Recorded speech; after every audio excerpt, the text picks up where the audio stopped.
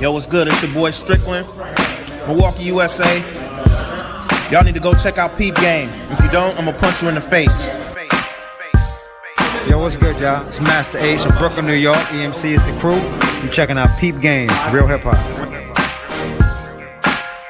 Hey, yo, this is Twan Mac from Nostalgic Visuals, Kareem City, So Greedy Family, and you're now rocking with Peep Game, G-A-M-E, Grown Ass Man Experience. Blah. What's up, y'all? This is Eric Roberson. Every time I'm in Milwaukee, I'm hanging with the grown ass man. We out here peeping game.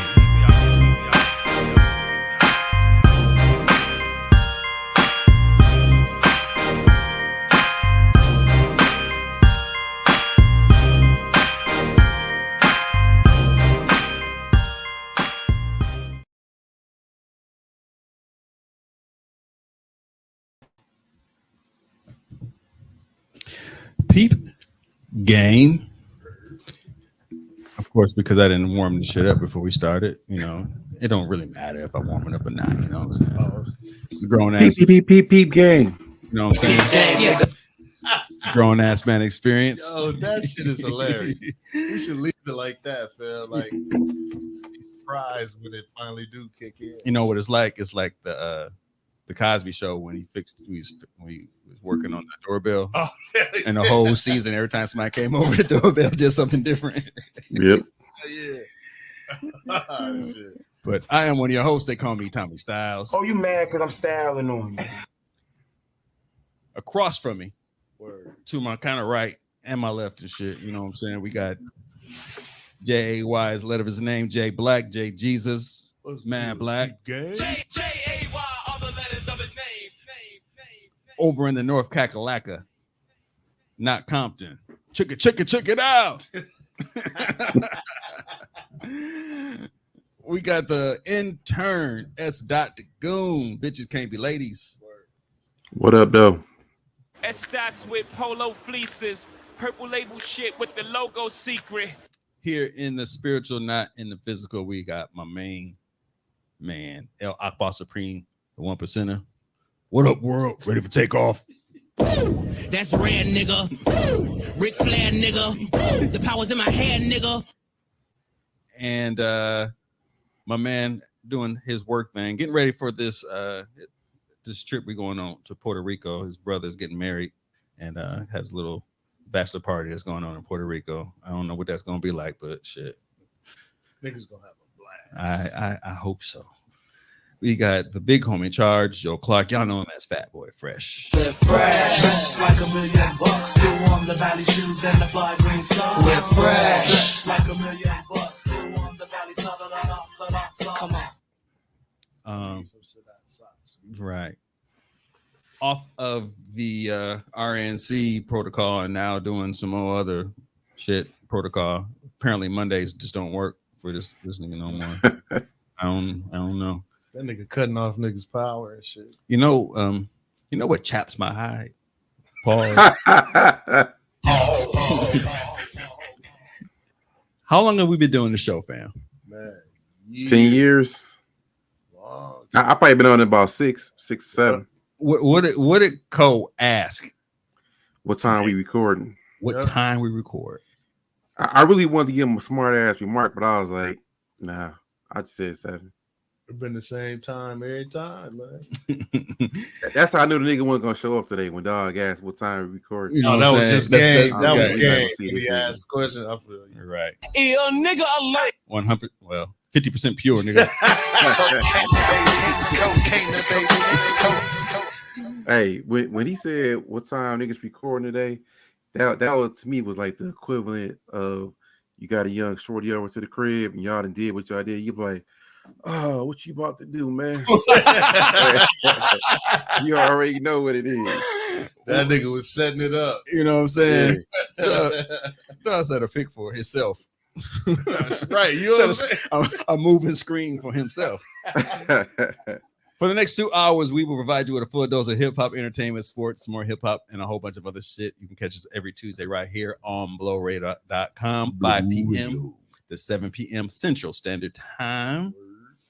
But we got some shit that just popped off after the RNC we want to talk about. And we got hopefully a couple special guests to pop in on us. But one of our conversations we had, I'm gonna see if I told him whenever he pops up, I'm seeing him pop up, I'm gonna let him on because I'm gonna set it up real nice for my man. And we got a special guest, Twan Mack, the adult contemporary hip hop artist himself. Franklin Heights own. Franklin Heights. I want to talk to him a little bit. He's doing some work down at the Drunken Cobra in Wauwatosa, a hip hop spot. People don't know too much about it, but it's a hip hop spot. The owner is a hip hop head down to the fullest. He's the cat who didn't brought EPMD here. Oh, ain't that the dude you said you met Digital Underground at this spot? Yeah, Digital Underground. Okay, he used to do the Red Dot. Yeah, he had a Red Dot. Yeah, okay. He brought Rakim, Houdini, not Houdini. Damn, what was it? Jam Master D. He brought Jam Master D. Okay. He just a hip hop, like a true hip hop cat, like for real. It's a white dude. It's a white dude. That's dope. So I thought he had Run DMC down there too, but he did have Run DMC. Okay. Yeah, right. I think for like one of his kids' parties or his birthday party, he went to Jersey and EPMD like hosted his party and shit in Jersey. Damn, dog, he just loves hip hop. He connected. Yeah, he sell dope. He got some paper. That nigga rich. Right. He rich, bitch. You know what I'm saying? But we want to continue our conversation about adult contemporary hip hop because my man Twan Mack is one of the cats who actually I give him credit for actually making it something that we can talk about and actually categorize. And what we talked about was all of our OGs and our original hip hop cats are coming out with music right now. And instead of us comparing them with today's artists or artists within the time period within the last 10 years or so, put them in their own category and call it adult contemporary hip hop. And that way we ain't gotta get mad and get angry and shit. I get angry, and I saw the little snippet that came out. I posted and I was angry. I was yelling and shit. Yeah, that shit rare for you, nigga. Like, you talking about the snippet you posted of the show? Yeah. That I was like, this nigga's still in my bit, my nigga. I was acting like George. He's looking like a monkey. Oh, Coco the monkey. Coco the monkey. Oh, shit. Dude, he wanted to be T-Bone so bad too, man. Right, I'm T-Bones. Nah, you're Coco the monkey. Look at him, he's in there ratting and raving like a monkey. Fam was going off. All you saw was dude doing this. Right, and the dog was like, okay, you can have the nickname T-Bone. Angry dog. Right. Oh, that shit funny. But we also want to talk about the transition from Biden coming out. The breaking news.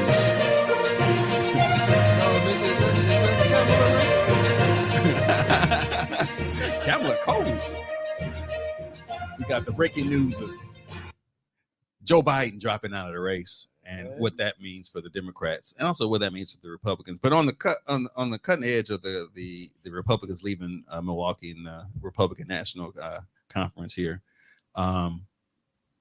stories have come out that they kind of unified and got together and said, you know what, we are not spending no money in Milwaukee, the city of Milwaukee, because Milwaukee is blue. Trump called it a terrible city, and it's blue.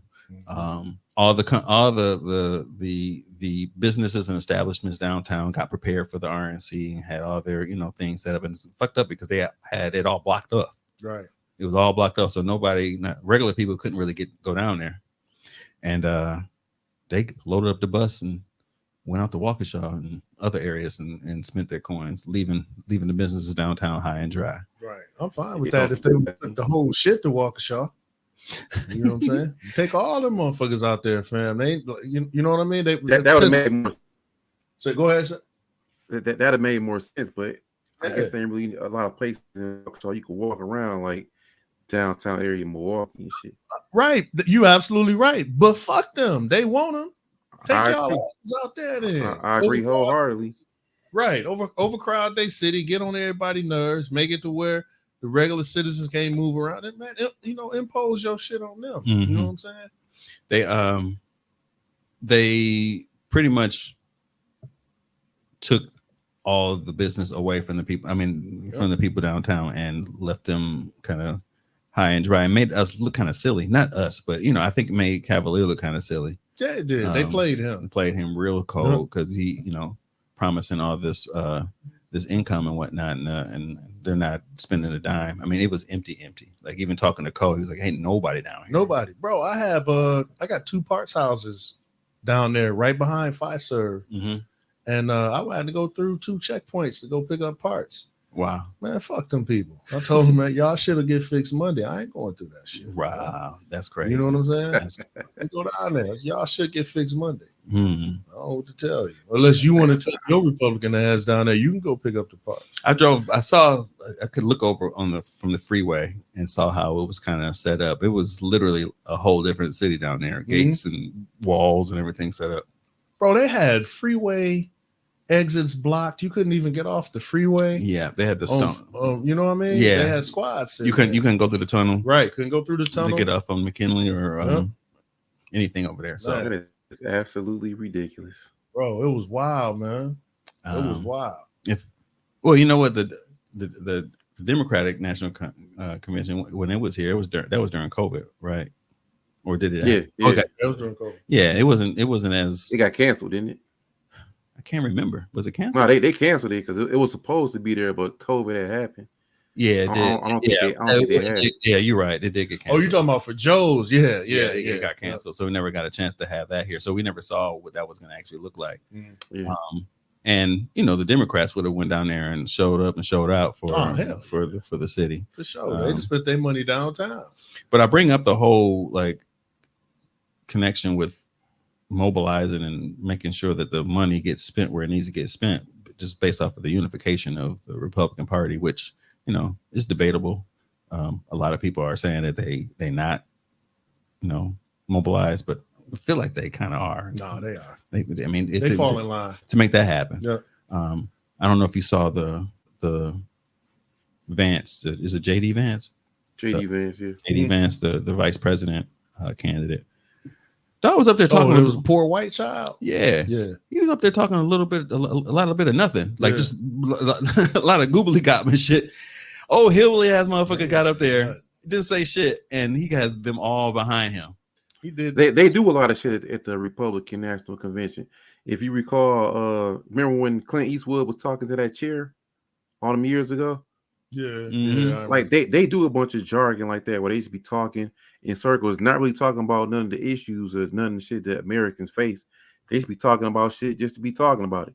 And then them right wingers eat that shit up. Like, yeah, man, you heard what he said? Like, he didn't say shit. He didn't say nothing, and has really no qualifications. And on top of that, not long ago was like shitting on Trump. Like, don't like Trump. Told Trump, called Trump like the American Hitler, version of Hitler. Yeah. And then now he's his right hand man. He fall in line. Fall in line. What they do, bro. But let's talk about Black Democrats. Mandela Barnes was running for Senate and made a sandwich on camera, and niggas is like, that sandwich is whack. I ain't voting for dog. What? The goofy, niggas would have the goofiest excuses of why they not voting for somebody, man. The sandwich, and we had the Sherman Phoenix right here doing the show.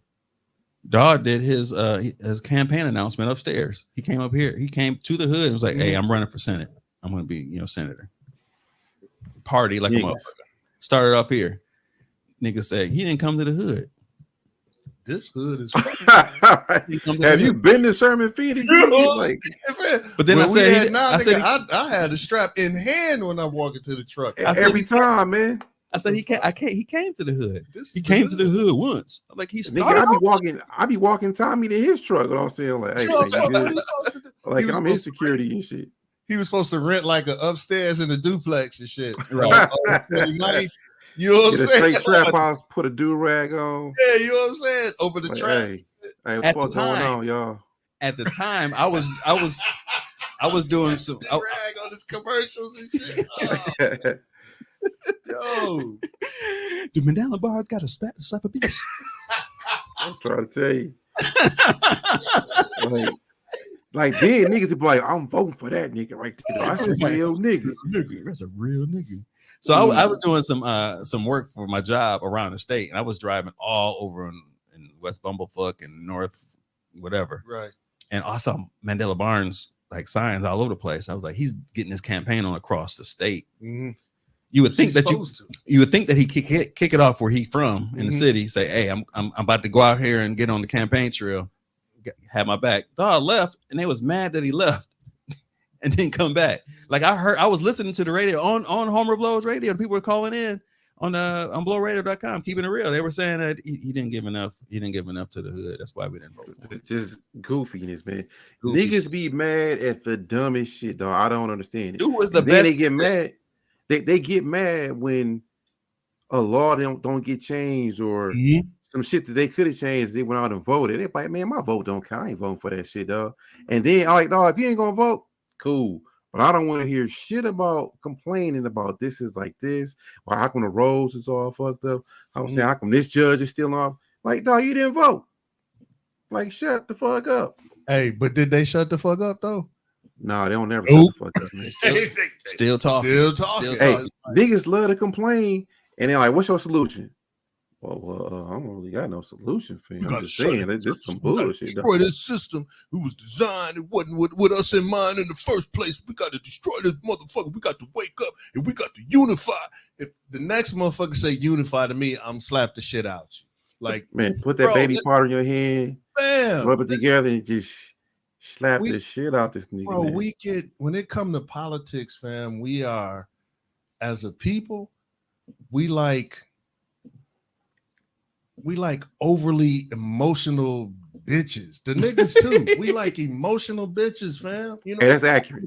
I want to be appeased right now today. That ain't how the system works. Right. Hey, you know what I'm saying? But let's take a quick break from this. We're gonna come back and talk about Kamala and her. We talk about Joe Biden and him dropping out the race and what that means. But I want to continue the conversation we had. We have I want to call him world renowned now because he come back from a world tour and shit. Like, damn, rolling with a speech in Arrested Development and doing some other things. He's doing on his campaign. He's doing the shit that we wish we could do and shit. Like he's the OG and he's out there. He's been rhyming for a minute. And I want to have a couple questions because I found some shit out I didn't even know about that before, some hip hop shit because he's part of some hip hop history. We got Twan Mac in the house. What's good, fam?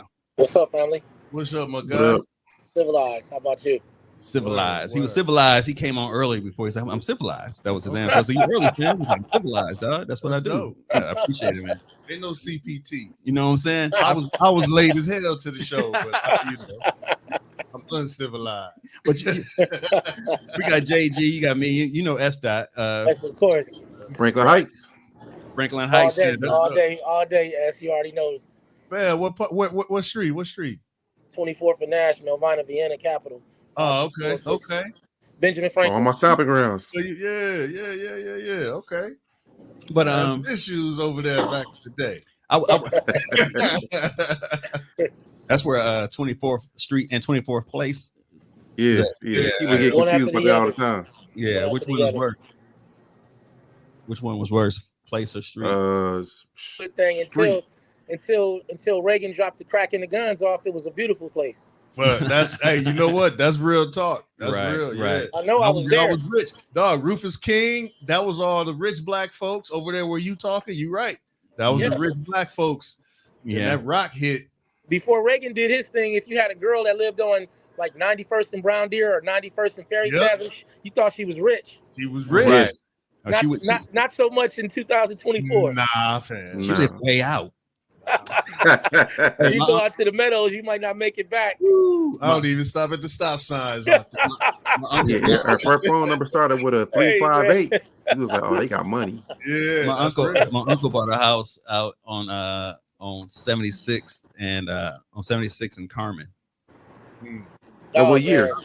Yep. So that was like that. That was the early 80s. Yep. Oh yeah, he was living well. Early 80s. That was way out. His house was laid out. You know, that was a crib. Man, won't catch me dead when that motherfucker. It's a different situation today. Hey, I have an indirect connection with Franklin Heights because I went to Garden Homes. It's like it's Same thing. That was our hood too. Everything from 27th to Capitol to all the way over to Hampton, all the way over to Hopkins, all the way over to Parkman. Was like the hood. Yep. So before we get into the topic of today, I want to make sure I give you props. I did not know this shit. Nigga, you was the nigga who was making the beats for Kali Tribe. Yeah, I'm 1/3 of the MCs. There's 3 MCs: King Kamanzi, Prince Ulami, Pharaoh Antoine Mack. That's who I am, and I'm also the producer of Kali. God bless the soul of Lando Land. He's no longer with us. Word. Hey, we gotta give you honor and props for actually being one of the pioneers of hip hop here in Milwaukee. Facts. So I want to make sure you get your flowers right now. Thank you, bro. And when I found that, I was like, Twan was making the beats now, and I think I found out when I went to the Drunk Cobra, and you made the tracks for your shit, right? All that. Yeah. All of them. So he had this track that was so cold.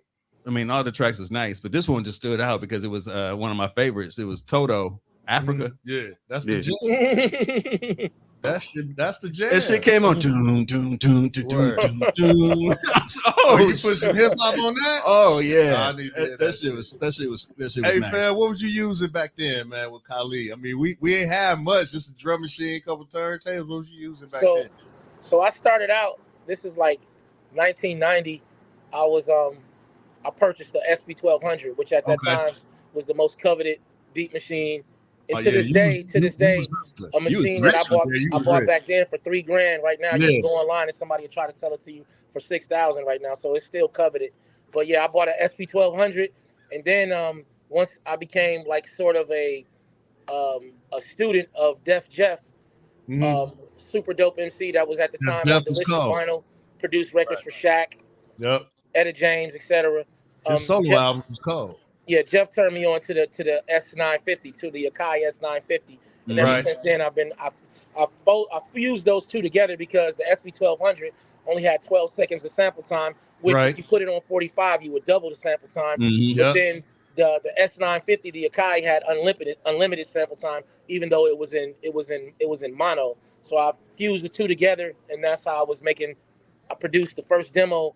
I produced the demo for Strickland that got Steve Strickland on Tommy Boy. When he ended up on Tommy Boy Black, I produced that demo.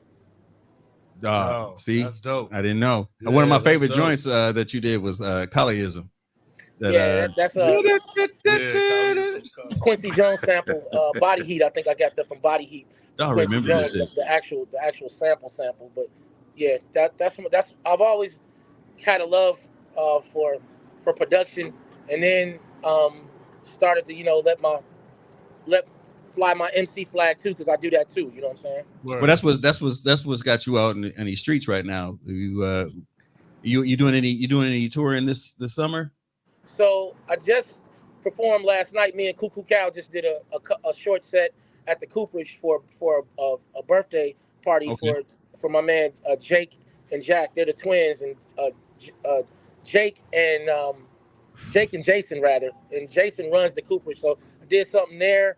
I did the summer solstice, but right now, gentlemen, I'm actually in a transition period where the reason why I'm not on tour right now with Arrested Development in Europe is that I'm about to have a hip replacement. Oh wow! Yeah, you can see it. So you know what I mean, it's actually gonna help me a lot. I'm looking forward to it. I'll be able to stage dive again. But I was going to say, fam, you gotta be able to do the Humpty dance, man. You gotta be able to do the Humpty. But yeah. Sometimes that nigga cannot stage dive no more. Fam still break dancing and shit. You know what I'm saying? But yeah, I'm in a transition to doing that, and then I say 10 days from now I'm gonna be in Appleton. There's an indie artist, festival that they call the Mile of Music. So I'm doing 2 shows there, the 2nd and the 3rd of August, and then after that I'm shutting it down for the year, unless it's like something really attractive. But I'm shutting it down for the year so I can do the hip replacement, and then I'll be back on the road with the rest of development. Word. Well, prayers for you and for a sure, speedy recovery. Hey, if you haven't seen Twan Mac live, I think I got some footage of you when you performed at Cactus Club, I believe. Guys, when EMC was there. Oh yeah, the Donald Trump. I got some footage of that shit on my phone somewhere. Oh, shit, The energy, the engagement. You've been doing this, and we know that you know how to do it, which actually is a great transition. The adult contemporary hip hop. Now I'm going to show something up here because I gave you credit last show because we were talking about, man, all this great music coming out, and people are comparing it with like shit. All the young, I came in name the motherfucker, like, you know, all the young little Sexy Red. Yeah. Right. Well, even you can't compare Twan Mac to Sexy Red. They both put music out at the same time. Yeah, well, let's not do that. Even Drake and Kendrick, they're trying to compare those two. Like they're not the same. They're not. It's not even fair to actually compare them. Drake and Sexy Red is about the same, though. In my opinion, I don't fuck with either. Somebody trying to take your shine, man. Somebody trying to take your shine. I've been hearing a lot of cats talk about this on their podcast as we talked about it. Right. Now that I know Twan is global and shit, they might have got it from you. Actually, I've had conversations with Ninth Wonder on a space called Clubhouse. Okay. So, I don't know if he remembers me or not, but that's okay. But it's a genre. So I know that I'm one of the torchbearers. I know I'm one of the initial people that jumped it off. But trying to like grab it and hold it to my chest, like, no, that's not what it's all about. I just prefer. I'm thankful that people acknowledge me. Like, thankfully, I'm connected not just here domestically in the States, but also overseas. So people know, people that have been rocking with me since I've been doing what I do, they know that who been screaming that. So yeah, I don't get offended or nothing like that. It's nice in your bio tag on Spotify. I've been following you for at least the last 4 years. It's right on there. Yeah, so I don't bug out like. So you don't care about the credit. You just want the result. I respect that, fam. Like, it don't matter who they say came up with it. We just need it to happen. You know what I mean? It's important. It's important to be able to differentiate, because if you group me with NLE Chopper, if you group me with, like you said, NBA Red, I don't belong. Yeah, I don't belong there. I don't belong in a genre with those people. And so that's the reason why I started calling the music that, because the music is like for the people that's in this room, the people that pay the mortgages, the people that buy the Oculuses for their kids, them $200 jeans. Somebody got to pay for that, right? Right. And somebody has to send them kids to college. So that's what the music really, the whole concept of the genre is all about. It's not about popping pills. It's not about hypersexualizing women. It's not about who I kill, because I ain't killed nobody. So might as well create a genre that's dedicated to the thinkers and the doers, the people that are fit. We never thought hip hop would be 51 years old, right? But here we are. But the great thing about it is we're in the midst of developing it now. You're very humble, and I appreciate that you are humble. But I get angry. I get kind of angry and shit, and I almost get like a little arrogant, because I feel like you, we've experienced hip hop from its conception, from day one. Yep. It's like we know too much. Like, we have too much knowledge to actually be out here arguing with cats about who's what and who's nice and who's not and whatever. Right. Just give us our category and let us go fishing and listen to Common. Word. You know what I'm saying? Or watch my grandkids at the park and listen to Twan Mac and shit. Word. Fam, on my playlist. Go ahead. Hey, I gotta support my neighborhood, man. Somebody in my neighborhood that have made it out and doing fantastic things. You know what I'm saying, whether he sell 1 million or he only sell 100 copies. You know what I'm saying? Like, hey, I'm one of the cats that supporting them. I appreciate you, S. I appreciate all y'all, and thanks for having me here tonight on the Grown Ass Man Experience. By the way, thank you. Sure. Right. Yeah. You in the intro. We got you a drop. You know what I'm saying? Appreciate it. Right. Oh yeah, right. So did. You give the nostalgic visuals a shout out too. Yeah, I cats are trying to buy my hoodie from me down here, man. Like, dog, where you get that? I got some new stuff coming for you, S. Dot. I got some adult contemporary hip hop gear coming up pretty shortly. I'm designing it as we speak. So make sure you get us some links. Hey, man, while I got you on here, man, since you are an artist, I got a question I like asking artists, man, in this digital age that I haven't really been able to get a good answer to. But bro, I hate streaming. I'm a sound quality guy. I still buy hard copies. My speakers is 5 feet tall. Everything ain't just you know what I'm saying? So Absolutely. my shit's moving there. I need something with some fidelity in it. So whenever I meet an artist, I ask them, what's the best way for me to support that puts the most money in your pocket? Because if you're not making money doing what you're doing, you're gonna do something else, which means the music that we like getting from you, we're not gonna get no more. So what's the best way for me to support, however I can consume, that puts the most money in your pocket instead of the $20 a month to Spotify or whatever? So it's I won't say it's a coincidence that you would ask me that, but right now I'm in the process of, and I won't say divesting from streaming platforms, but using all the other avenues via like Bandcamp, via vinyl sales, things like that, to basically fuel what it is that I'm doing, as opposed to putting it on DSPs right out the gate, and then basically getting pimped. They paying pennies off of pennies off of pennies to artists, right? Even Snoop Dogg complained about it. So while the DSPs, they do serve a purpose in terms of from a promotional aspect, I think independent artists should apply the approach of controlling their product for the longest amount of time before they put it up. Traffic of people that rock with them and going direct, what we call direct to consumer, DTC, right? Right. So that's where I'm at right now in terms of, and it's really good to be able to stretch your legs out and go overseas, because when you go to places like Paris, you go to Madrid, Barcelona, you go to where else? I was just in Yokohama, Osaka, and Tokyo. They buy vinyl. So if you come there ready to rock, you're not coming back with it. The same thing goes for the UK. So to answer your question, sorry if I'm long-winded. Oh, you good, bro? Question is, I'm thankful you asked me that question, because it just hammer homes my point of where I'm at right now as an artist, as an independent artist, getting direct to consumer, and then what it does is it establishes a irreplaceable connection between you and your supporters. I don't call them fans. I don't do the fan stuff, but the supporters, the people that actually support what I do, right? Man, if somebody buy enough merch or a vinyl from me, I might just one hoodie just on the strength of their support. Because it's important right now to support independent artists, not just me, but all independent artists. Because like you said, we're the last of the Mohicans in terms of how Steve Jobs just turned the whole music industry on its ear when they created the streaming thing. Like they just put artists at unless you know how to work the game, you gotta educate yourself. Because if you sit complacent and let them do what they've done, then you don't deserve to eat. But I've learned. I winded up with this. I'm sitting one of the best examples of independent artistry and total control that I could ever sit next to. Speech won 2 Grammys with Arrested Development, MTV Awards, performed in front of Nelson Mandela.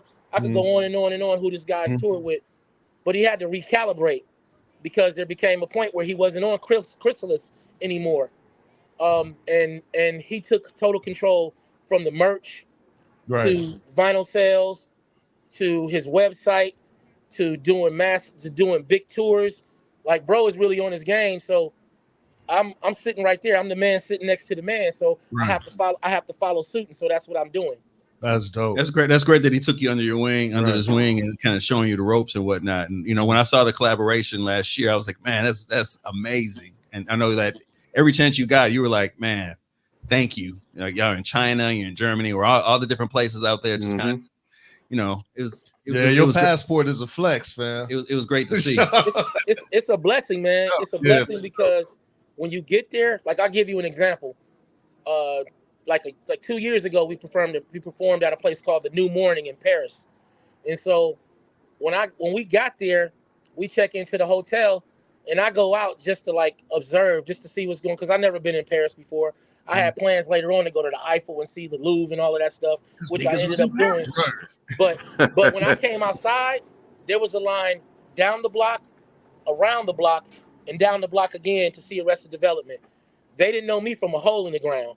But like S. Dot alluded to earlier, when I finished the show, I gave them that full Twine Mac, that 414-53206 experience, and I didn't have enough merch to sell. Like they bought all my stuff. To this day, I get DMs. When are you coming back? They mad that I'm not right there with them right now in the UK. But all of that to say, yeah, I'm just it's a very fortunate position to be in, bro. I'm very thankful. Hey, I know we pulling you away from your gig right now, and I just want to make sure you get an opportunity to share what your website is and your social medias and stuff, so that we can kind of get the people out there to be able to support you and purchase merch and whatnot. Okay, well, if you want to find me from a website standpoint, just go to twinemac.com, the same way as it's spelled on the screen, TWANMACK.com. I'm fortunate to own that domain. There's a whole story behind that as well, because I almost didn't have it. I almost ended up with twinemac.net, but I'm thankful to have twinemac.com, so you can go there. Predominantly, I'm on Instagram. I do a lot of Instagram. Has shrunk the world from 6 degrees of separation to 2 degrees for me. That's how I've like made all my inroads with reaching out to people and worldwide, and it's worked.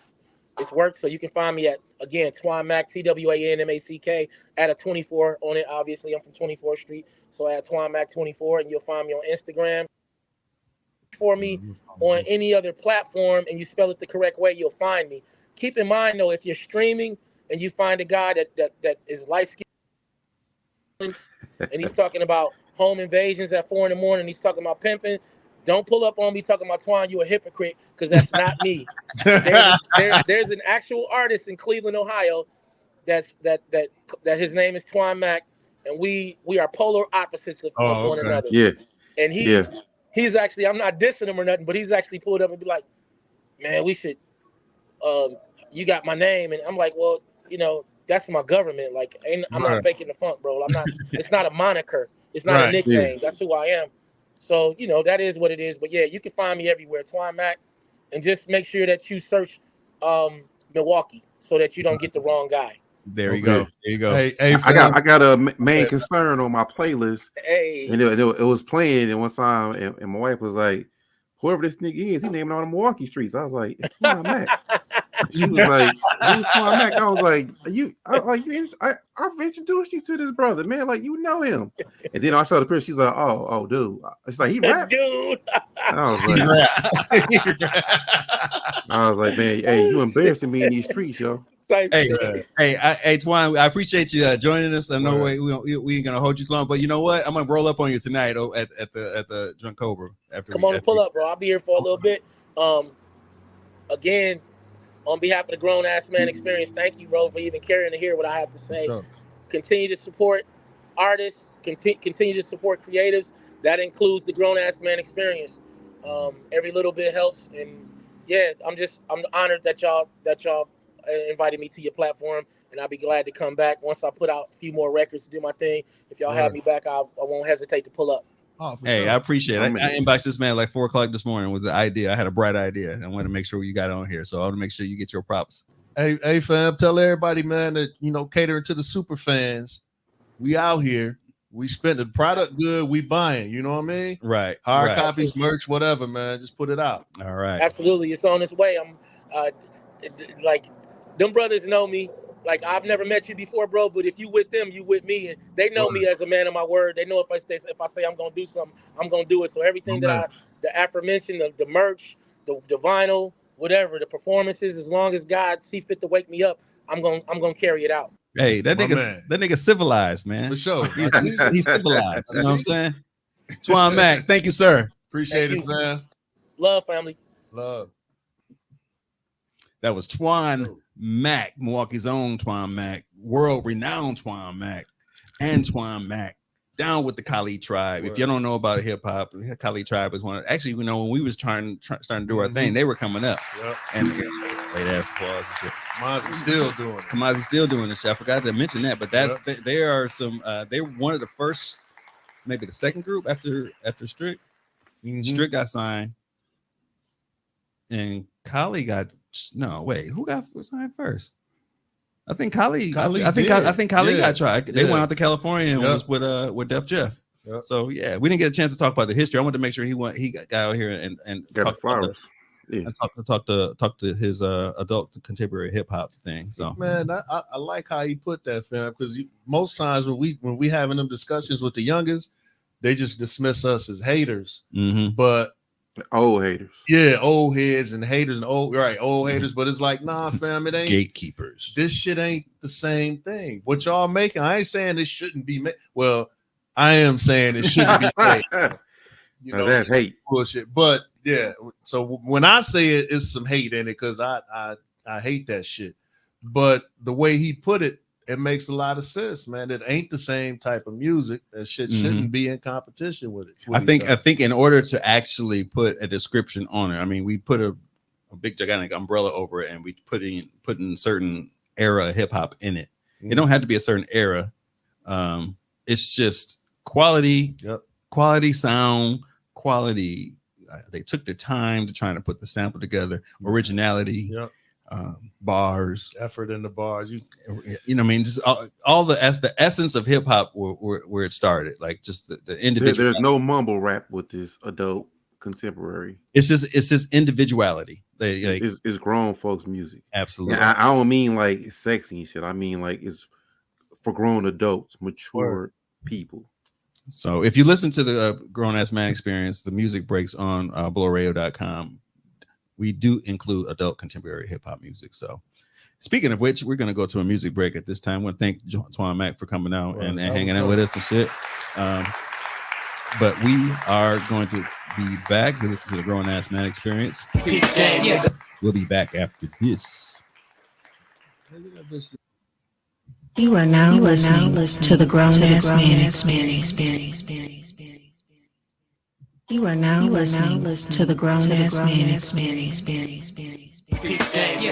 Peep Game. It's the Grown Ass Man Experience. We are back better than ever. You can catch us every Tuesday right here, 5 p.m., 7 p.m. to 7 p.m. Central Standard Time on blowradio.com. Blue Radio. We got Jay Jesus. We got S. Dot, the intern. We just got done talking to Twan Mac. I wanted to make sure I got him on here because he's actually running like a trivia show or like a bingo show or some shit down there that we're trying to cover. I'm gonna roll up on him. That was dope to have that, man. I finally get to meet dude. You know, you just hear the name all these years. Didn't know he was that into the beats and shit. Word. I didn't know that he was making all the tracks, but he been making noise in the hood for like a minute. Where it's like, you know, when you a kid and you see your heroes like LL and all them on you see him in movies, you see him on TV shows, you see him on there doing their videos and whatnot, and you're like, man, I want to do that, but I don't necessarily have a drive to do it. And then you see somebody from your neighborhood that say they want to do it, and then they go out and start doing it. You start hearing shit about him like, oh, I make beats. Like, yeah, you make, he kind of nice at the beats. It's like, he from here, man. He ain't gonna do shit. And then you start hearing one or two of his beats, you're like, whoa, you made this?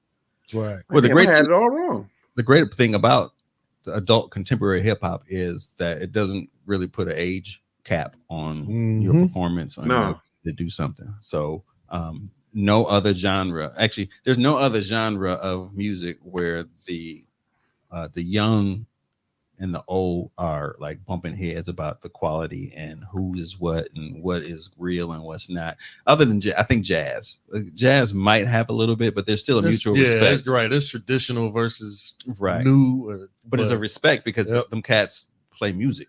Like the only thing that they would have a problem with is people who are just not playing music. They're not reading music and don't know the theory, which is what we want. We want just train yourself to know the theory of hip hop and the history behind it. If you're still gonna do that, and you can still spit like all the history and all the your influence and whatnot. Hey, more power to you. You know your shit.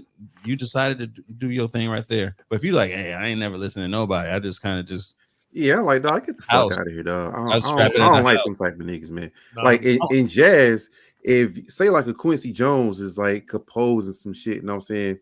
And then some young whippersnapper come in, he like, I'm really good. And Quincy's like, man, you don't know shit.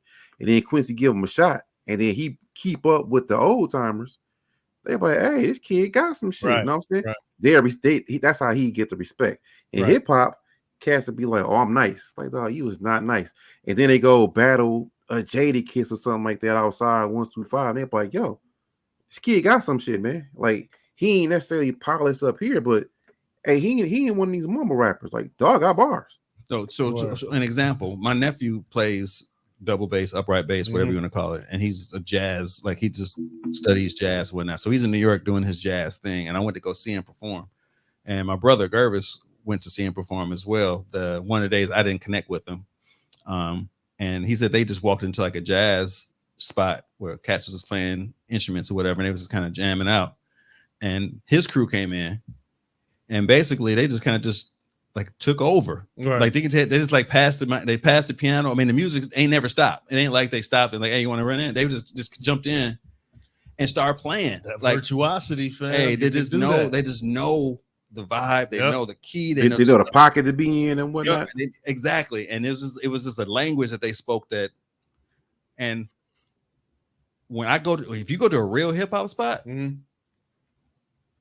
niggas get along. Yep. Because that same language is like, oh, like how many times you been to the Highbury? We've been to the Cactus Club and whatever, and you see, you don't see them. We don't see the same people that you see at like the White Party or all. These are people who are just underground. Like I love hip hop, and you ain't seen them since whatever, and you all vibe.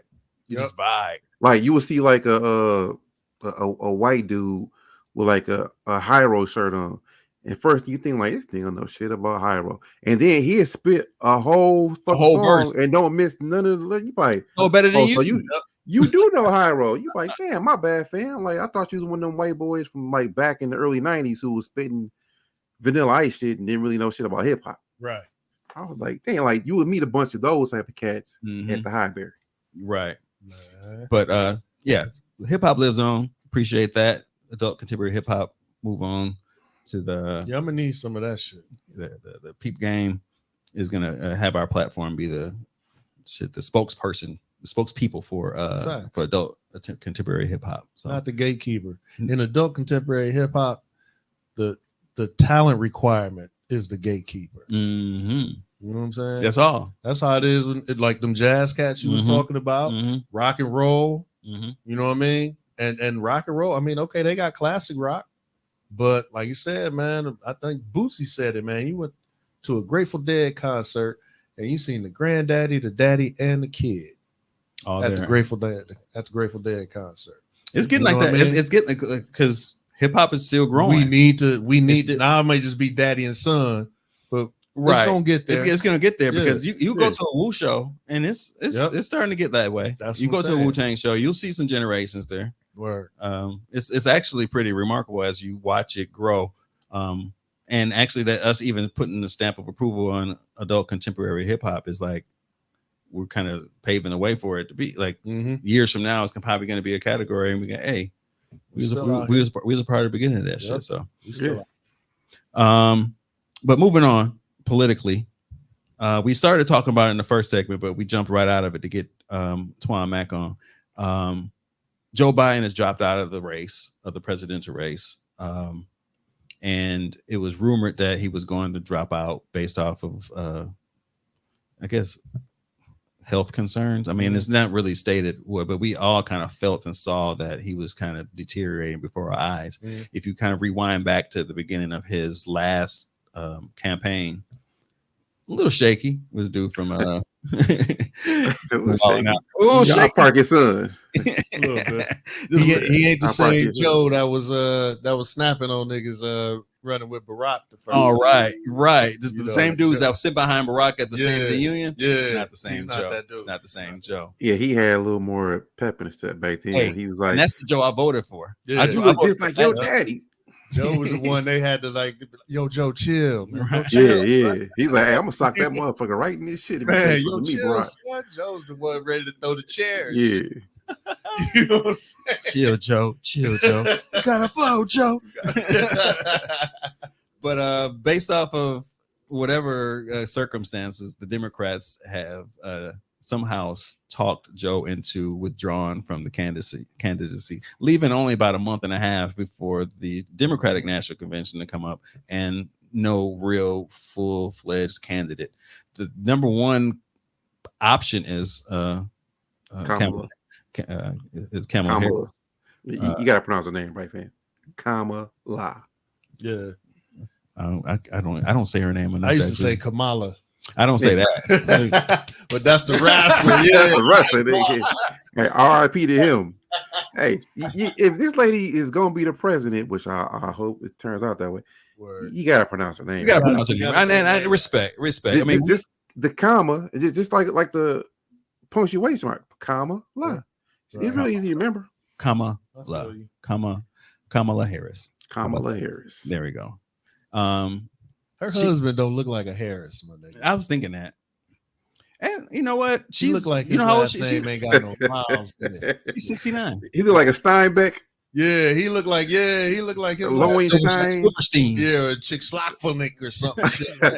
Pulaski. Bro, Kamala is actually the front runner. She's 69. 69 years old. Yeah, she was good. Half black don't crack neither. And one thing that we were talking about in the last segment was the allegiance that the Republicans have behind their candidate. And I'm starting to recognize, as you know, the story is unveiling that she's going to be the candidate. People are now questioning whether or not she has the fortitude, has the experience, and what has she done, and blah blah blah.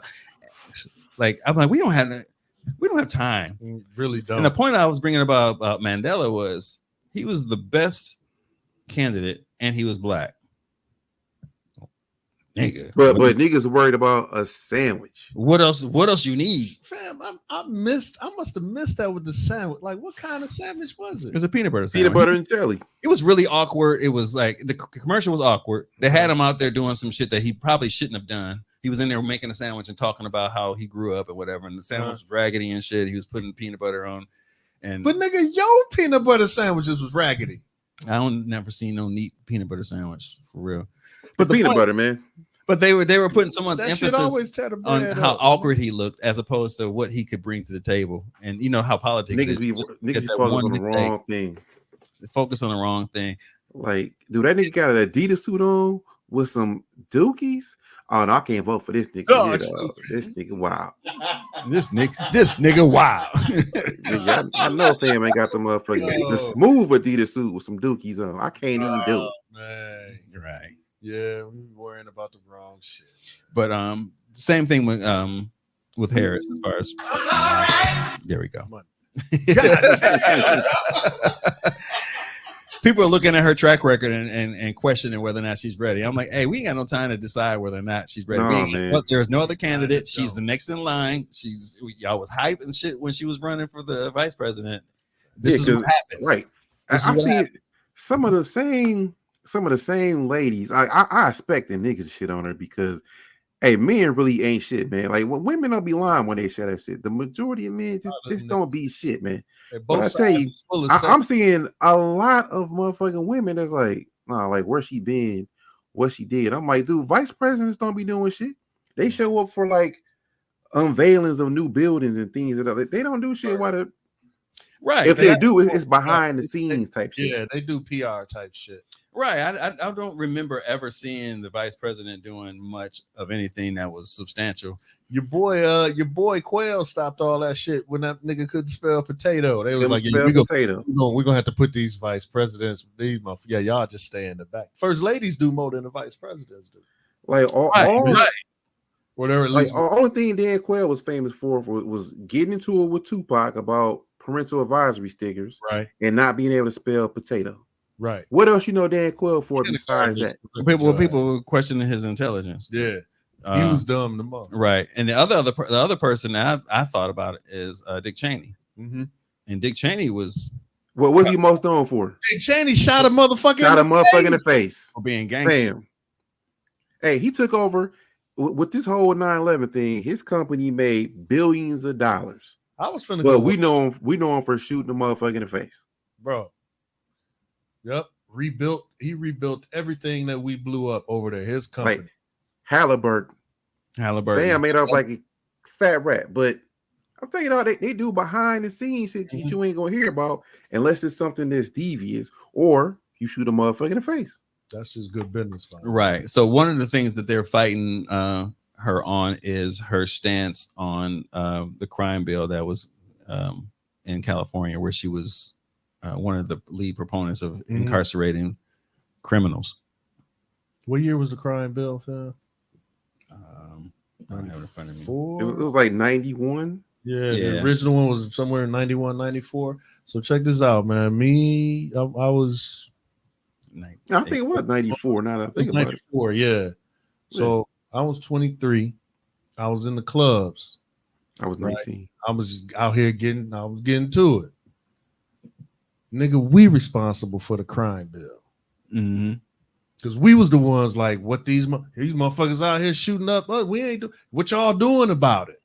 That was lock these motherfuckers up. That was the people, man. Right. That was us. I said that shit. But the thing about it is, she came up with something to put the people in jail. The people who were actually, we wanted them motherfuckers in jail. And niggas is mad because she was put people in jail. Because then we got what I say earlier, S-Dot.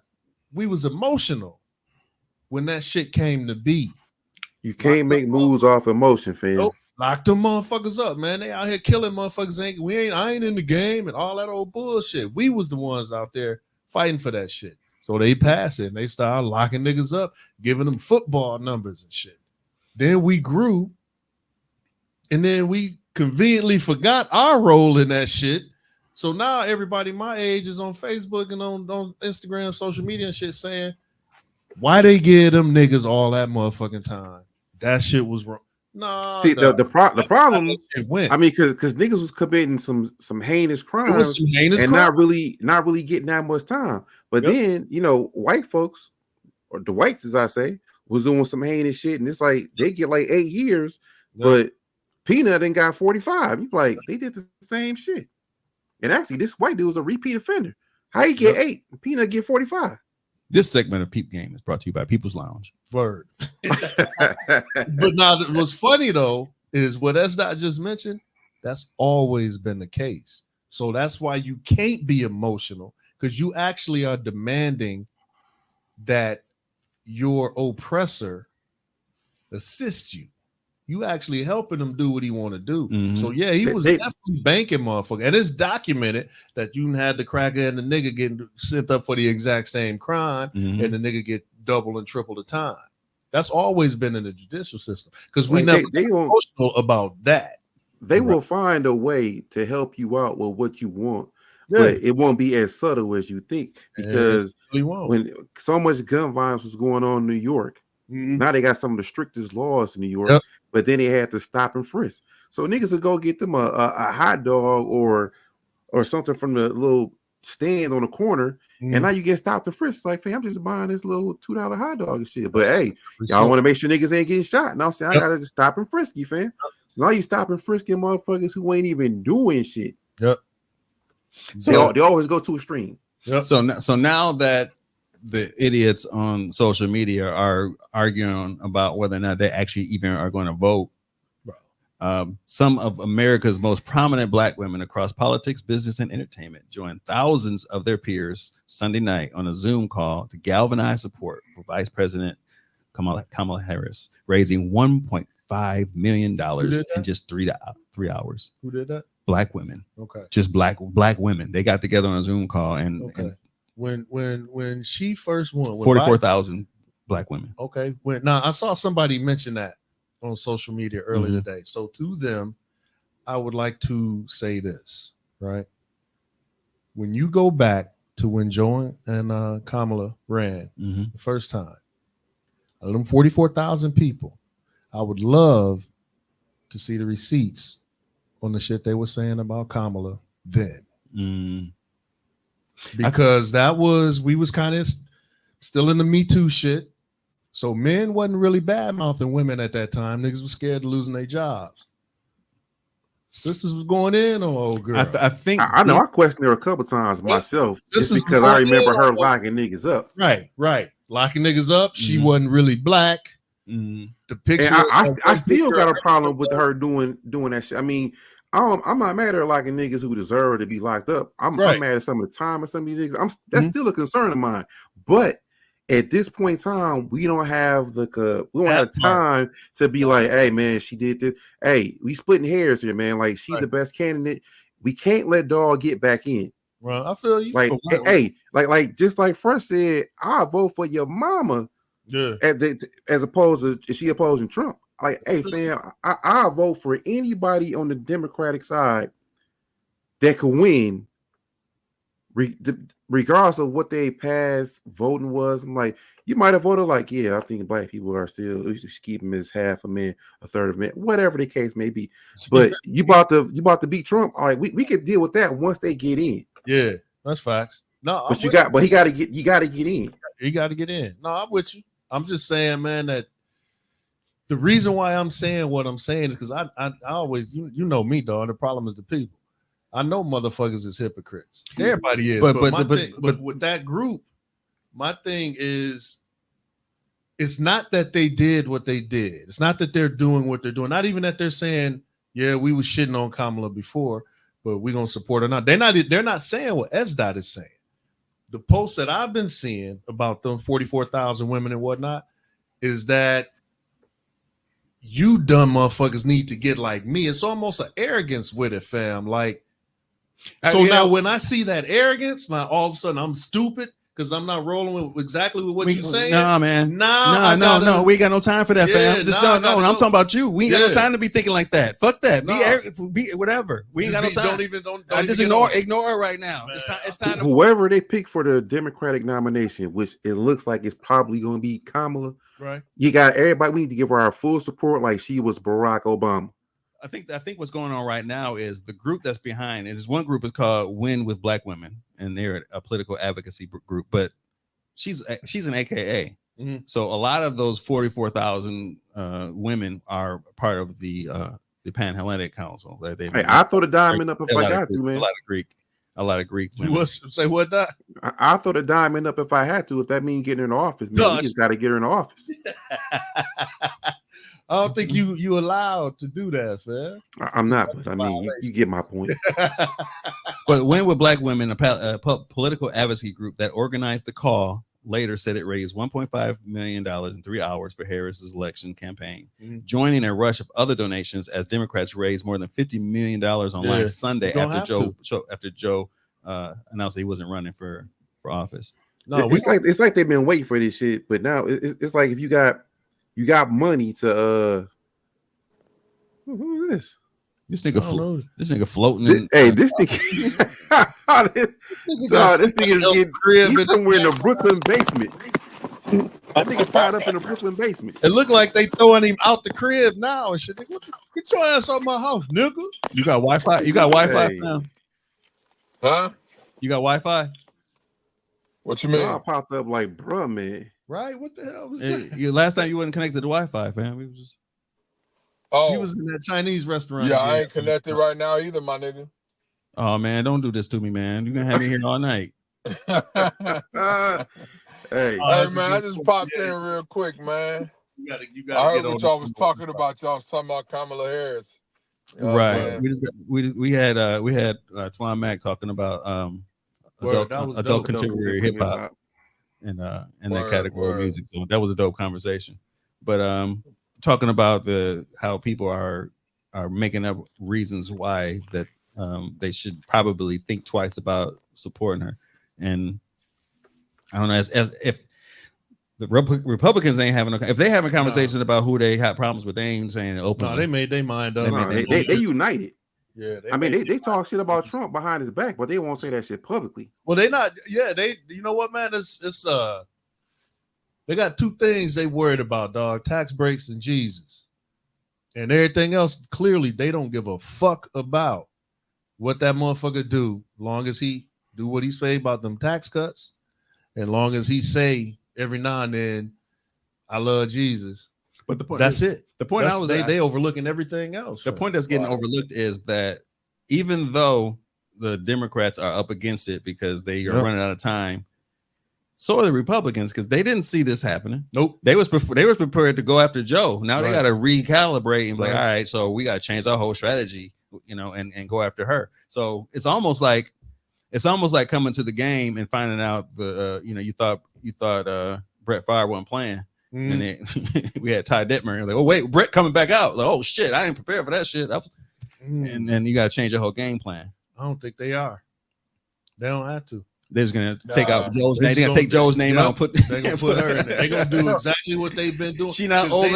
She not old and senile though. They're not, but they're not swaying. They never even try to sway any of us. No, they didn't. They cater to them. Right. Know his hoes. They cater to their own. You know what I'm saying? Right. So it don't matter who we put out there. They ain't gonna change nothing they doing, fam. Right. Hey, real quick, S. Bounce. Where you go? Oh no, he back now. Oh, okay. Go kicked you out, fam. He took your spot in the upper corner and shit. So what? It's storming here, so it like the power. Oh, okay. I got you.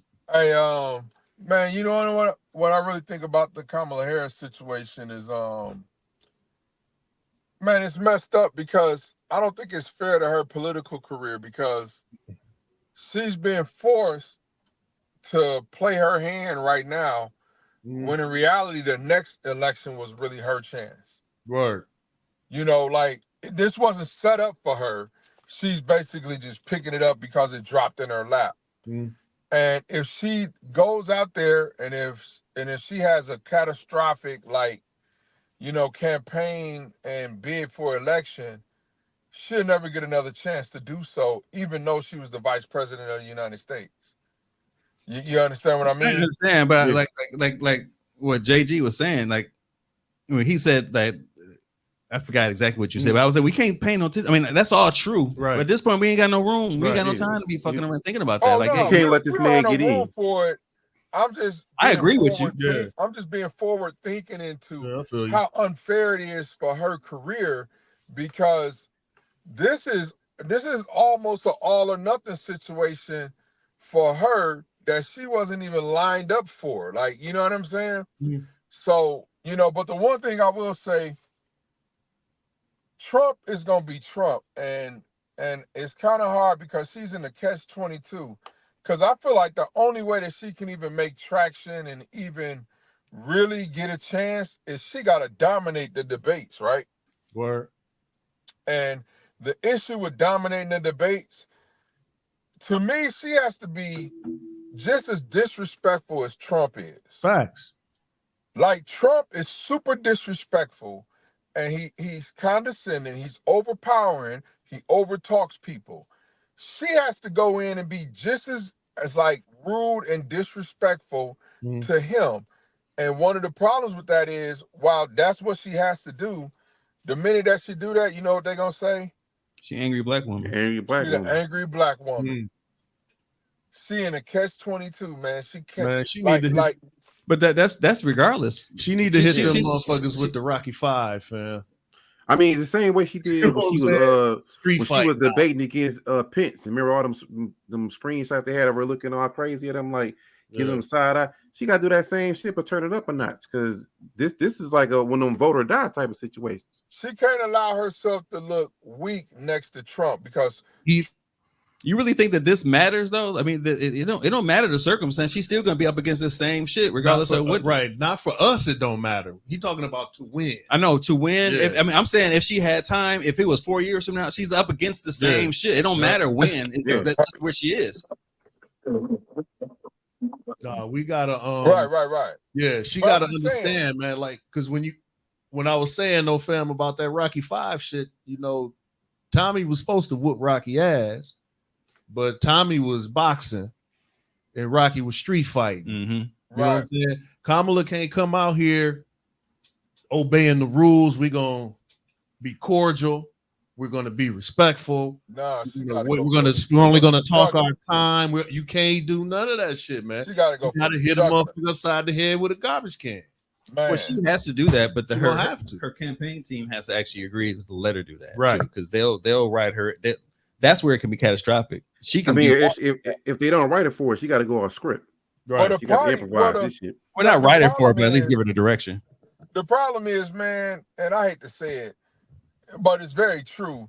You know, if y'all seen shows like The West Wing and all these different shows, political dramas, the problem is the party controls the narrative. Facts. They set out the messaging and all that. And we'll see how it's gonna be On when our we side, first though. see her.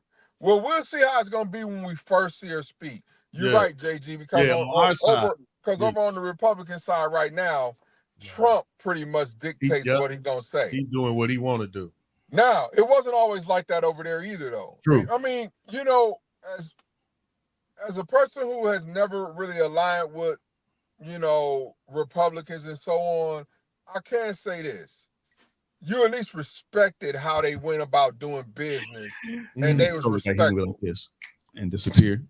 You know what I'm saying? Right. He look like Kazam. But he now looked like that one dude that do like this, and he just disappeared. But now you can't respect that party for how they conduct business. Nah, not at You all. know what I'm saying? Not at It's all. it's like a total like disgrace. Like I'm embarrassed, fam. Yeah. I felt embarrassed when Trump first won, and I feel like if he win this time, not only am I gonna be embarrassed, I know that he gonna be out for blood because he ain't got nothing to lose at this point if he win now. Yeah, he really want to be like a king. He gonna be able to do whatever. He gonna be as disruptive and try to tear down as much as he can in 4 years. Yep. Now Straight up. remember, if he do win, you gotta think he gonna Clarence Thomas is gonna retire. Yep. He can replace another. That's who I'm voting. Another for. person on Supreme Court. So that means for like the next 50 years, Roe v. versus Wade turned over. They might overturn Brown versus education, all kinds of shit. He might actually get 2 more judges as that. So Right, so we can't worry about her being nice or if she really black or any of this other shit. Man, I don't give a fuck about none of that None shit. of that shit. But a bunch of other motherfuckers do. Oh, yeah. That's all I've been seeing. Hey, it's man. like, oh, That's what he black. told me to shut Hey. the fuck up. That's who I was attacking. Is them motherfuckers you talking about right now? Hey man, I was like, nigga, we ain't got time for none of this shit. No, fuck all them. No, we ain't got time. No, we ain't no time to debate. Think about it. No, we got to get her Right, in. man. when is the convention next month? Yep. word to the I'm nigga. voting for 2. I'm voting for potentially 2 more Supreme Court justices. Dog, if that motherfucker, if whoever the Democrats put out there came out and said, I hate 9 people on earth and 7 of them niggas is JG, I'm voting for their ass anyway. Hey, listen, dog. You know what I'm saying? Word Like, to the nigga. Word to the nigga. Fresh. It could be one of you niggas' mamas Anybody. running, and I'll vote for her, my nigga. The motherfucker I got to don't be give a fuck. alive. That's It could be somebody drunk uncle, and I'll be like, shit, man, I'm voting for that nigga, and I'm gonna get him a pint of hen. So the other I said, I'm gonna help you. the other thing that plays a role in this is who her VP candidate is, and that's what's being scrutinized right now because they are definitely a bunch of white people. You know who it should be? Who's that? It should be Barack Obama. It should be that. Hey, man, Y'all ain't heard you of know, they fucked up, man. Who was that? Cuomo, he fucked up over in New York. Cuomo. Yeah, Cuomo, he fucked up, man, because I think he would. He was the strong, charismatic option. Oh, he got in trouble with the broads, right? Yeah, man. Yeah, he would have been Hey, strong. doing man shit. That's what I'm saying. Man ain't shit. He helped us get through the pandemic. You know what I'm saying? Yeah. He was on Good Morning America. Facts. He was winning everybody's heart. Yep. And then He fucked up. Can't control your bitches. So we got Josh Shapiro, who's the governor of Pennsylvania. He's the 3rd Jewish governor elected. Roy Cooper, he's the governor of North Carolina. That's y'all governor. That's that. Mm-hmm. Mark Kelly. Oh, I don't like S. Dot face. Hey, No, Dot. what's the cat in Illinois? JB Pritzker. Nah, the other motherfucker, man. That was not the other motherfucker. I'm looking right here. He's the governor. Nigga, that's Barack Obama. No, he high up in the party. Damn. His name ain't on the list, but I think I know what you're talking about. This dude I guess he ain't trying to run then. that Pritzker this is CNN's idea. I don't know if they actually this is who they're putting out there. The governor of California, Gavin Newsom. They even got another woman, the governor of Michigan, Gretchen Whitmer. Man, you know what they should do, man? they should just pull some straight bullshit and just get Matthew McConaughey to run. Talking Matthew McConaughey? Yeah, man. The actor? Yeah. Dude said, all right. You know, dog is heavy into politics. Listen, Okay. man. Dog is really heavy into politics. And hey, dog, just think about Ronald Reagan. Thank you, my nigga. Hey, think about Ronald Reagan, man. Oh, I know. He was an actor before he became the president. No, that's real, but I'm telling you, Matthew McConaughey, he like really Yeah. big into politics, dog. You know, he is that. I can already see with somebody about him. Yeah, they like the same nigga that don't wear deodorant. You want dog to run the country? Dog musty and shit. At Man, the debates, Trump, that actually Trump might be funny. Trump said he grabbed motherfuckers by the pussy, man. And he still won. Yeah, they don't. He still won. You know what I'm saying? But we trying to figure out whether or not we're trying to figure out man, I can't even get over it. Do a motherfucker even need a vice president? We didn't already establish they don't do shit. Let her be the vice president. I gotta shit on us for a second. We will nitpick some bullshit for nothing. Sure. That's what niggas are saying. I'm telling you, man. Nothing. I'm reiterating the fact that we are even thinking about whether somebody posted whether or not she was worthy of the actual, of the position. She's more qualified than Trump is. Than he ever been. Nigga. Like what? Like Trump don't know anything that is political. Nah. That's what I'm saying. Hey, you know how to get over. Hey, if it's a popularity contest, right? Because I think that's part of how Trump got in. And then, of course, he aligned with hate, and hate brings out. He said what they want to say. He said what a bunch of racists want to say. But listen, man, if it's a popularity contest, dog, why they just don't go and get like a Tom Cruise or somebody? Or George Clooney. Get George Clooney. Go and get like somebody that can actually move the needle in that direction. You know what I'm saying? They're gonna bring all those people to the convention. That's what they do. Of course. We Democrats be star-studded when it comes to the convention. That's facts. They bring the. I mean, that's probably the most entertaining shit on TV. See if Beyonce or Solange will run. Hey man, speaking of, y'all Solange will actually do some shit. Y'all know I was down there with the RNC, man, and I just want to tell this little quick story. I was down there for emergency calls. We only ended up having one emergency call. It was to the Pfister. That's where Trump was staying. And the call was based off of some sinkholes that had opened up in the street. And they was worried, like, if it was electrical or gas utilities under it, right? Right. So we ended up going out there. You had to go through getting checked to get in there. It looked like max headroom in this bitch. Yeah, it was pretty crazy. So we get in there, man. And man, nigga, shut up, nigga. This is the motherfucking thing. We get in there and I'm glitching. I get out and I'm walking around and I start seeing like the Secret Service, you know what I'm saying? Right. And they all in their little area. Dog. This was some of the realest shit that ever happened, dog. I roll up and it's two brothers and they part of the Secret Service. And it's just me. I'm the only black person in my crew. It's about a crew of about like maybe 6 or 7 of us, right? Hey, me and the two brothers see each other, and niggas straight kept it real, like, what up, though? Like niggas like did that. Yeah. Like instantly, like we did that. And then when we got to talking, I said, man, where y'all from? One cat was from Florida, one cat was from Tennessee. He was like, man, we just up here getting this bread. Like, and I was just like, I was shocked, dog. Like nigga, they was like, we just up here getting paid. Like it was crazy. That shit universal, dog. And like they was like they wasn't code switching. So like, right. I seen them, dog. Then I seen about 5 or 6 more brothers that was in the Secret Service, and all of them was like talking. They was mad cool. Like, yo, man, what up, man? Like, what you do? Like, what you out here? Like, it was crazy to see that many brothers working. But it made me think, like, damn, I don't know if I ever imagined that I would have seen that many brothers in that type of position. But don't get it twisted. Don't get it twisted. one false move, you'd have been out. Oh, for sure. No, well, I mean, yeah, but I'm saying Whether or not, For they're like, sure. we got yeah, what I'm out. talking about is how it appeared to see so many black people in that position, black men, you know what I'm saying? And it was one black female Secret Service officer there. You know what I'm saying? She the one that was gonna kill you for sure.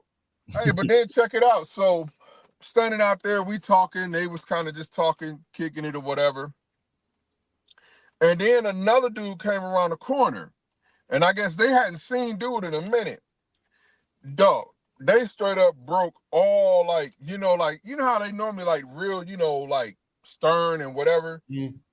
Hey, they straight up had like a Key and Peele moment, like, like man, like my nigga, like, slapping hands and shit. And I'm looking like, this shit is like a skit or some shit. Like I wanted to record the shit. You know what I'm saying? Because them niggas wasn't real Secret Service. who would have thought you would see that? Nah, nigga. Yeah. Hey, they had the shit on their. They had the shit on their bulletproof Oh man, vest he and met everything. the dummy crew. Y'all said I had the dummy crew. Nigga, they was at the Fister. The real crew was on the roof. Right, snipers and shit. They was at the Fister with Trump. We had to wait like about 45 minutes for him to pull out before we got to go into the into the area. Man, you niggas is ridiculous. We had to wait for his motorcade to leave before we could go. Koran do not like to be Koran. Niggas Koran do not like to be Koran. A motherfucker pulled out. Like I never said he was in or something. What the fuck kind of shit is that? Hey, if I said that, he was like, pause, my nigga. Nah, nigga, because you would have been like, I had to wait for him to grasp me and then pull out. That's what you would have said. You know what I'm saying? You don't like to be correct. Like, you would have said, you would have added something to the shit, nigga. This nigga here, dog. He's looking like a flickering flame on our screen and shit. Like, don't look like a moth in the flame burns with the fire. That's the way love goes. That nigga like the Human Torch right now, man. Hey, I got snapped and shit. Oh, this nigga face like, no, Cole, stay up, Cole. Cole, don't go, Cole. And shit, man, like Thanos. Hey, Thanos was right, nigga. Hey, dog got on here right to talk about the damn presidential election right before he had to go. Right, but no, man, for real, Thanos snapped his fingers. I had to say this. Hey, but no, I just wanted to also just add this. So I was down there doing the RNC. Them motherfuckers is bogus as fuck, fam. They strategically did not spend money in Milwaukee. They shitted on Milwaukee. They shitted on them business owners. Mason Street Grill, right next to the Fister, was motherfucking empty, my nigga. That's crazy. Empty. That place never empty, dog. There's a bunch of them cats in there staying in the Fister too. So, dog, that place never empty. That fucking restaurant was empty. We talked about that, and they actually landlocked everything up so nobody else can go there. Nobody, so you couldn't get in, and they was leaving and going elsewhere. They knew what they was doing. Fucked over that whole area. Is there any truth? Is there any truth to them taking rides and leaving tips with that Trump money? Apparently that was going around, man. That they was like leaving tips for motherfuckers with like this little fake ass Trump money. They wasn't leaving that Trump money on them Grindr accounts and shit. Nah, they probably paid them hoes with real money. I'm just saying, fam. But yeah, you talking about like he got like money like them Usher bucks. The Usher giving them they basically was tipping motherfuckers with Usher bucks. I gotta give me some dollars, man. Start cashing niggas out like, hey. Ain't nobody taking that bullshit. Hell no. You know what I'm saying? Just wild. Ain't nobody taking the bullshit. Hey, Cole, this you gotta give some dollars to just show you how out of touch the other side is, dog. Them brothers you met at Secret Service, if they was putting brothers in them conventions and putting brothers in front of the camera like that, they might sway some votes. Exactly, but you don't never see brothers that they keep putting out front. They not like us. You know what? But you know what? The whole RNC was a television. It was a television production. Facts. And the Democratic convention has to be that times like 10 to a certain extent to kind of actually sway shit, nigga. the momentum. Hey, man, look, I never worry about the Democrats putting on a convention because, nigga, they brought out Hulk Hogan at the RNC. I mean, come on, dog. Right. Hulk Hogan, my nigga. And he was in that motherfucker doing the ear move, still, nigga, from the 80s. Bro. Dog was in Hey, that that's his stick. Like, Hey, come on, man. The Democratic convention when Obama ran was one of the greatest shits I've ever seen in my life. It was like everybody. Yeah, Jay-Z and Beyonce out there. Everybody. I seen Nas, Dave Chappelle. I mean, galvanizing and mobilizing and getting everybody together is like they gotta do the same thing for Kamala, man. Well, man, the thing is, dog, you know, we in an uphill battle for sure. Yeah. And we need everybody to be on the same page. Literally, no sooner than she being announced, I seen so many negative stats about her and how, you know, how she was strict when she was in law enforcement and how she was strict with this and strict with that. Man, listen, this is all I got to say to that. And, you know, this has been very unpopular, but I'm consistent as fuck. Nigga, if you did that shit, my nigga, you did that shit. I'm just saying, fam. Hey, and you know what? How many times have we had to say this? Nigga, you know they over there handing out 20 years for some petty shit. And what do? You go and do the shit that they handed out 20 years for. Listen, I understand that they should have been giving out. But they weren't doing petty shit. They were doing the shit that earned the 20 years. No. What I'm talking about is this. Like when they was giving niggas more time for drugs than they was for murders. Yeah. They was giving niggas more time for drugs than murders. That was part of the crime bill. But what I'm saying is this.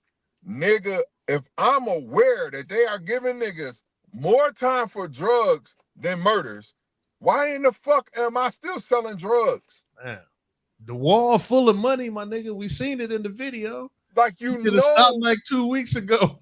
You know, that's like that they handing out time for this shit. Like that's like driving in a speed trap, seeing niggas getting pulled over and you speeding through like anyway.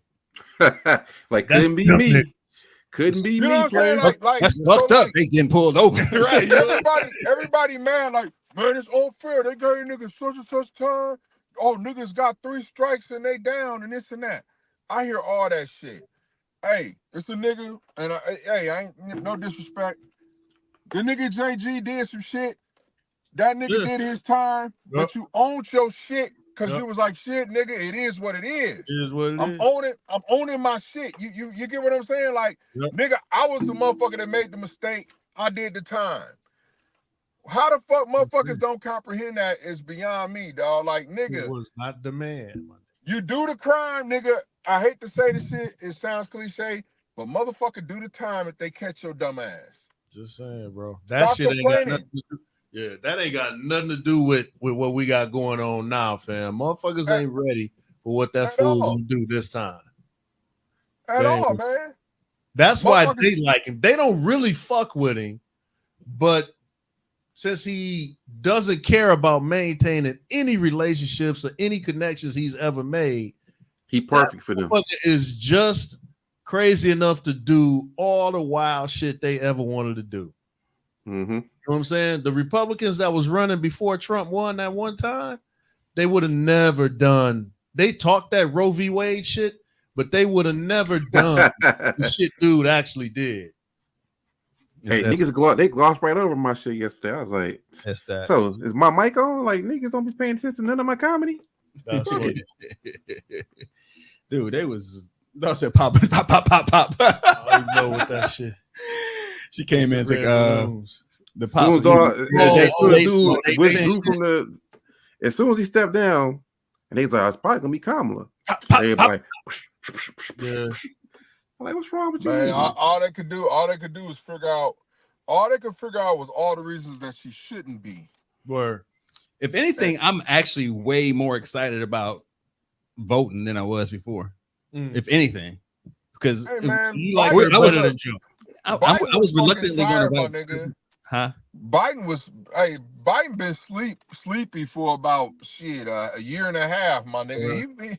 It's been time. You feel what I'm saying? Man, even if he didn't have health issues and shit, man, the motherfucker get sick of that shit, dog. I mean, a motherfucker got the right to my be sick nigga. of that shit. Like, fuck it, my nigga. 81. I'm done with this shit, fam. Get somebody else up in here. I mean, dog been in politics as long as we've been alive. At least 70 of them years. you got it when he's 11. Nigga, like 11 years old, running for But you know what people are forgetting? But you know what people are forgetting? That he did do some shit coming out of the pandemic. He did transition us out after Trump. He did a lot of shit. He was under the radar. He wasn't out rah and like Trump. He actually gave us the opposite of what Trump. He laid low and was signing bills and doing this shit, making changes. And Black unemployment ain't been this low ever. Right. Now, on the flip side, I got a couple of relatives, them motherfuckers still ain't working, but I'm just saying though, like in general, black unemployment ain't never been this low. You know what I'm saying? Right. He got rid of some student loan debts. And he did some shit. He's done some things. I mean, y'all do know that he also gave the same stimulus packages out that Trump gave, but somehow these dumbass niggas think that Trump gave them that when Trump didn't give a fuck about that. Hey, he fought against that. Yeah, Trump fought against that shit. Like he fought against it and then had them put his name on the check. Yeah, like he was paying it out of his own pocket type shit. Like, hey, these motherfuckers, they don't ever do their research, man. They listen to Lil Boosie before listening to somebody else who done did their research. Facts. Hey, hold on. Motherfucker. Why don't you go back there and play a little tune on the piano, dog? Oh, stupid. Hey, y'all the same. Trump is the same motherfucker that went down there and was motherfucking shooting paper towel to motherfuckers like in Puerto Rico. All right. Yeah.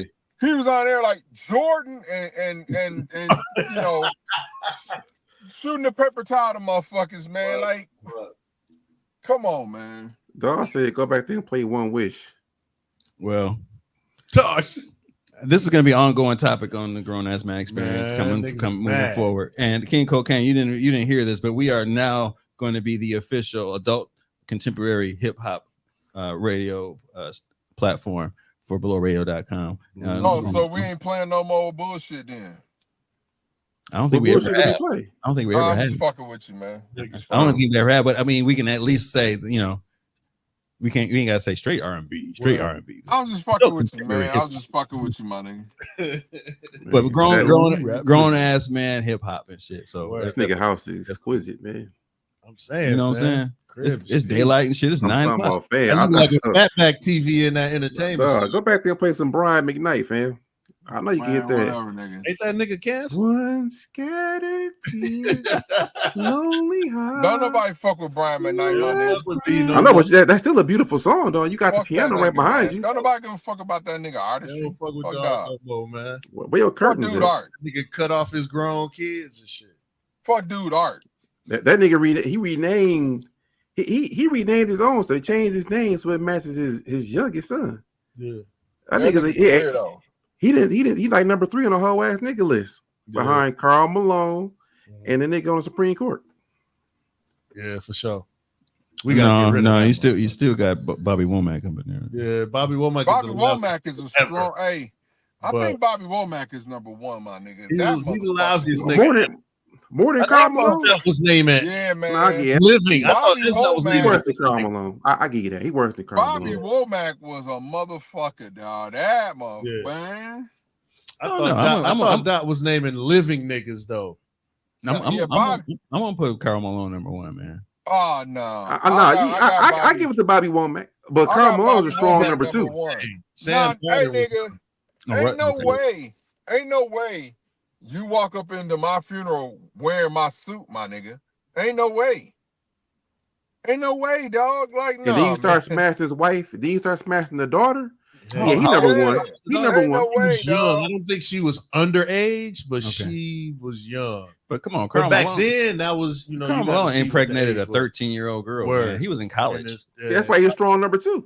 Nigga, Or he like Womack, 1A, 1B. Nigga, got number one. Bobby Womack wrote a hit song about the shit that he did, nigga. I wish he didn't trust me. That's so the much. one y'all like and shit. That nah, man. That shit is in hell nah. Nah, man. Karl Malone ruined a 13-year-old's life. That shit And walked away like, I ain't got shit to do with that. Do nothing. I ain't got shit to do with that. Hey, they were saying that his child support is gonna be like $200 a month, and niggas like, I don't got it. This nigga playing in the NBA. I understand what Karl. I'm not saying what Karl Malone did ain't bogus. No, I'm just saying he's got to be number one. Like he's well, look, man. I think them niggas is 1A and 1B. Fuck it. Yeah, we give him that 1A, 1B. All right, I'm just saying. That nigga Karl Malone, 6'9", 250. That's some bullshit. And he's fucking with a 12, 13-year-old girl. And still out here like he was in college. Bogus as fuck. Yeah, I'm definitely not. He definitely bogus as a motherfucker. I'm just saying, Bobby Womack. I mean, he knew, man. Hey, that motherfucker was something else. I wish it didn't trust me so much. That motherfucker was supposed to die. Bobby was supposed to die. Listen, man. If anybody ever did some shit like that, hey, look. If anybody ever did some shit like that to me and I'm gone, I expect for you niggas to avenge me, all right? That's what I'm saying. Straight That's Kirby. what I expect. I expect when a nigga come out, with I wish he didn't trust me so much 2030. Man, niggas, y'all niggas need to go ahead and take this motherfucker out. You feel what I'm saying? Give him a Kirby. But wait, Kirby the worst thing you can give him. Dawg said avenge him. We feel like a karate movie. Yeah. Hey, he didn't kill you though, right? Go bitches! Why? Y'all gotta break the nigga hands. Niggas gonna be walking down to Caledonia in some karate shoes. It's walking. Hey, y'all gotta break the nigga hands, dog. Break the nigga hands. Yeah. This for my nigga. Ew, nigga alert. I just want to throw some Chinese stars, my nigga. Hey, that nigga was bogus, dog. Hey, if I would have been, man, listen. Shit. If that motherfucker would have did that shit to like my brother or some shit, I'm sorry, Bobby would have got It's on site. Yeah, it's on site, man. Funeral. It'd have been every time we see him, it's on site. For sure. The nigga showed up to the funeral in that nigga suit. That nigga is wild. That nigga wild as hell, man. I don't know what that nigga was on, dog. That nigga evil. Wild. I don't know why would you even think? Fuck that dude. Fuck that dude. Word. Oh, I like that. Nigga, you hit that shit about 10 minutes ago. I did. I was just waiting for it. Hey, damn, I know. Damn. I think that's you, Cole. That shit got whatever your Wi-Fi, my nigga. Hey. Yeah, man. Shit, I'm almost deteriorated and shit. Hopefully, he got I show FW. up in He don't got Wi-Fi. He got FW. Hey, hopefully I show up in in-game and shit. Go ahead. He don't got Wi-Fi. He got FW. You know what I'm saying? Niggas show up in the in-game and shit like but hopefully I don't show up like the Hulk and shit with a fucked up arm still. Hey, nigga like, hey, S dot on your left. What nigga, that my nigga I'll be like, that's the thing. I'm always angry. Hey, hey, man, well, I'm gonna let y'all niggas go, man. I gotta go. I just gotta go do a little report and shit, man. I hope you find your arms, my nigga. For sure, man. I don't think somebody gotta play that piano. I don't think you can hop off, fam. I think that once you tapped in, you stay on, fam. Nah, dog, I can hop off. I did this before, my nigga. All right. This the shit where you dog finna fuck off the whole show and shit. Yeah, that's what's gonna happen. Damn. I got the I'm audio. gonna be in there until midnight. I got the audio, so we good. You good, my nigga? What you talking about? I got the audio. I double back. I got the audio recording on. He there was too. trying to tell you when you came in, you wasn't listening, fam. That you got. I heard him ask me if I had Wi-Fi and shit. He said you got to because I was here with him last time, dog. I don't know. I really didn't like when he asked me that shit. I kind of felt like saying pause and shit. You what? I kind of felt like saying pause, like, hey, you got Wi-Fi? Like he interested, like what I got at the crib or something. Like, nigga, that ain't your crib, nigga. No. I'm just saying though. Oh, okay. That was good. I don't know. The dog is at the Bel Air Mansion right now. You know what I'm saying? Fuck is you? Hey, this nigga was like, Dog, you know what's that up song, here? Born and raised.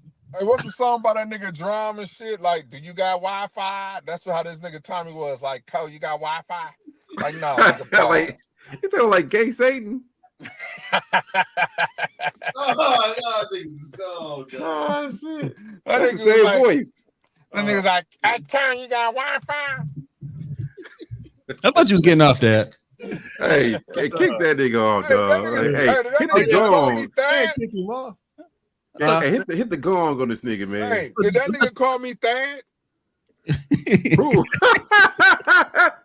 Who called him Thad? I hope not, nigga. Who called him Thad? I think this nigga said, "I thought you was getting off, Thad." Oh, this nigga's out of order, dog. This nigga still talking. This nigga bogus as hell, fam. Hell no. Now that is nasty work. Hey, nigga, that shit is bogus as bitch, dog. Yo, how you gonna be mad? The motherfucker called you by a nigga government name. Hey, you man. furious and shit. Nigga, don't ever call me Thad, nigga. Fuck. The fuck, nigga? I called him Thaddeus McDaniel.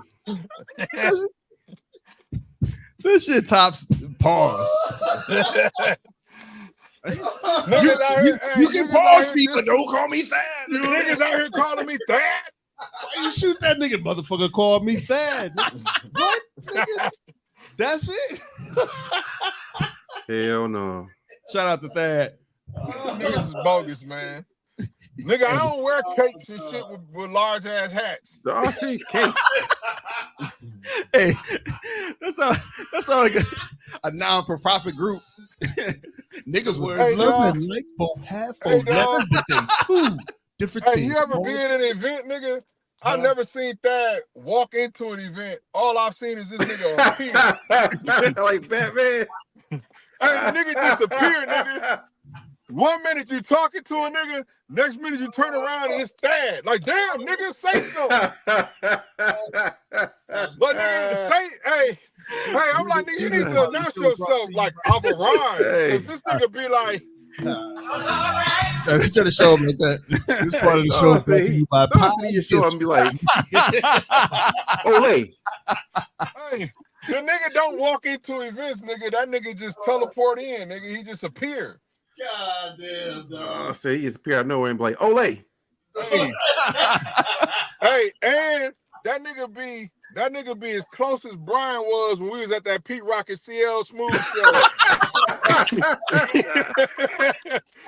Hey, I turned around. I'm like, Brian, give me like 2 feet, my nigga. What the fuck is wrong with you, dog?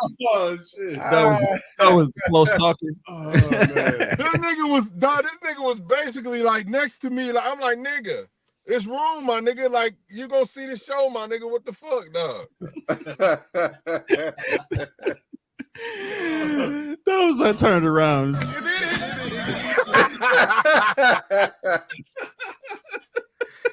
Oh, shit. Hey, the nigga said that shit and just disappeared and shit. Like, God damn. go to the bar, turn around. Man. and Oh, go this show back. went all the way damn, left. nigga. You ain't even did nothing, man. God damn. Hey, check this out. On behalf of the Grown Ass Man Experience, you know, roll with me. Oh man. I'm Tommy Styles. Oh, you mad because I'm styling on you? We got Jay Black, Jay Jesus. Man, peace out, Peep Gang. J-A-Y, other letters of his name. Don't call me Anthony, my nigga. We scrapping. Bitches can't be ladies. We got S. Dot. No, they can't. Peace. Stats with polo Oh, fleeces, shit. purple label shit with the logo secret. Here in the spiritual form, not in the physical. We have El Aqua Supreme, the 1%. That's rare, nigga. Woo! Ric Flair, nigga. Woo! The power's in my head, nigga.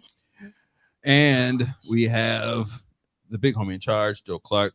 Y'all know him as Fat Boy Fresh. We're fresh. Fresh like $1,000,000. Still on the valley shoes and the fly green sun. We're fresh. Like $1,000,000. Still on the valley sun. Come on. Is this shit the longest one out of Yeah, all? it is the longest one because of the Sadat socks. Right. And in the virtual mansion. Word, my nigga. It's ironic you Big work burglar Look, ass it's nigga. it's ironic you work where you work because look like it's like unplugging and shit. Like I said here in the butane form. You know what I'm saying? here in the gaseous form, not physical. King Cocaine. Nigga alert. Hey, real quick. Hey, Low Drugs got a sale going on right now. They're going out of business. So get over there. I'll fuck with you.